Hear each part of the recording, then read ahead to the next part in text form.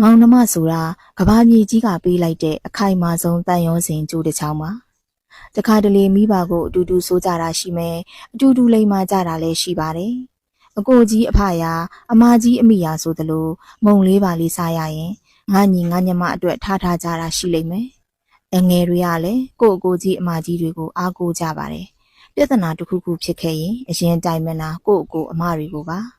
တခါတလေအငယ်တွေကပြန်ပြီးဥဆောင်ကြတာရှိတယ်။ဒါပေမဲ့သူတို့အကိုကြီးအမကြီးတွေကိုမမေ့ပါဘူး။တခါတလေရန်ဖြစ်ကြမယ်ပြီးရင်ပြန်ချစ်ကြမယ်။အကြီးတွေကလည်းအငယ်တွေကိုလမ်းပြပေးသလိုအငယ်တွေကလည်းရင်ဖွင့်စရာရှိရင်ရင်ဖွင့်ကြတယ်။ကိုကဘာကြီးပဲဖြစ်နေပါစေကို့အကိုအမရှိရောက်ရင်ခလေးလေးပါပဲ။တခါတလေကိုအတွက်သူတို့ကရှေ့ဆုံးကနေဂုံယူတတ်ကြတယ်။တခါတလေကိုကသူတို့အတွက်ရှေ့ဆုံးကနေဂုံယူနေရတယ်။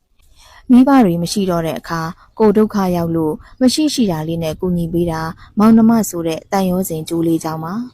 ကိုပြန်မေးကြည့်ပါအဖေအမေပြီးရင်ဘသူကိုအချစ်ဆုံးလဲလို့ပါဇက်ကနေထုတ်မပြောရင်တော့စိတ်ထဲကနေကိုမသိပဲချစ်မိနေပါလိမ့်မယ်ဘာလို့ဆိုလောကကြီးကတန်ရောစင်ဆိုတဲ့ကြိုးလေးတစ်ချောင်းကိုမွေးလာကလေးကချီနှောင်ထားလို့ပေါ့လောကမှာရှိတဲ့မောင်နှမတိုင်းချစ်နိုင်ကြပါစေ